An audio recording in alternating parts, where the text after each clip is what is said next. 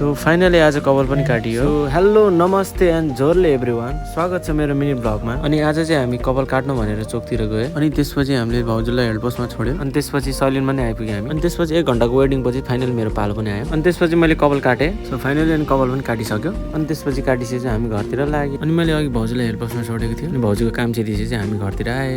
अनि फाइनली म घरमा आएर टाउको धोएँ। अनि एकछिन म फ्रेस पनि भयो। अनि एकछिन पछि कस्तो भोक पनि लागेको थियो, त्यही भएर म र ब्रदर चाहिँ चरपटे खानालाई गए। सो फाइनली पसल पनि आइपुग्यो। अनि हामीले चरपटे अर्डर गरेर एकछिन कुराकानी गर्दा गर्दा चरपटे पनि आइपुग्यो।